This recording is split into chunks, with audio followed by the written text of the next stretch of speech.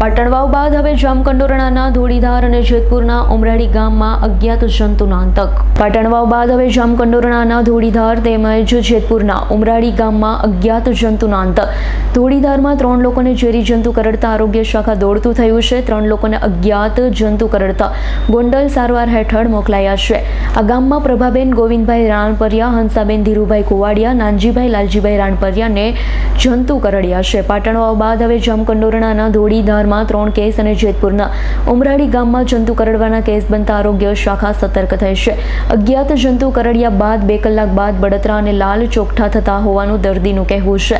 ઝેરી જંતુ કરડ્યા બાદ પગમાં ફોલ્લા પડી ગયા અને રસી દર્દીને અસહ્ય ઉપડે છે. આ દર્દ આરોગ્ય શાખા દ્વારા ગામમાં દવાનો છંટકાવ શરૂ કર્યો છે. રાજકોટ મેડિકલમાંથી રિપોર્ટ આવ્યા બાદ કયા પ્રકારનો બેક્ટેરિયા છે તે ખબર પડે.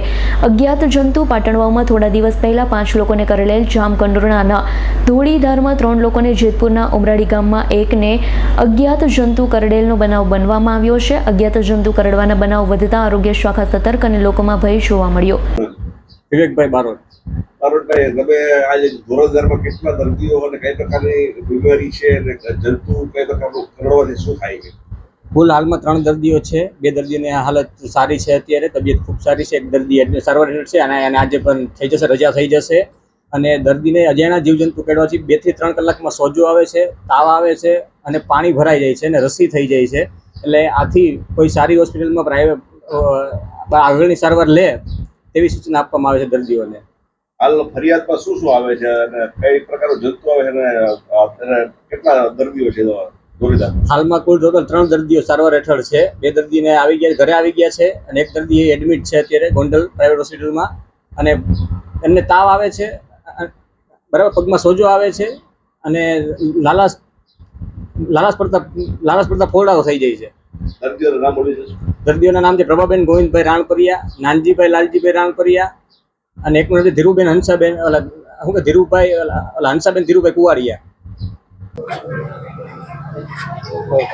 સર, થોડા સમય પહેલા પાટણવાવમાં કોઈ અજ્ઞાત જંતુ કરડવાના બનાવો બન્યા હતા, ત્યારબાદ ધોળીધારમાં બનાવ બન્યા છે અને હવે ઉમરાળીમાં એકાદો આવો કિસ્સો બહાર આવ્યો છે.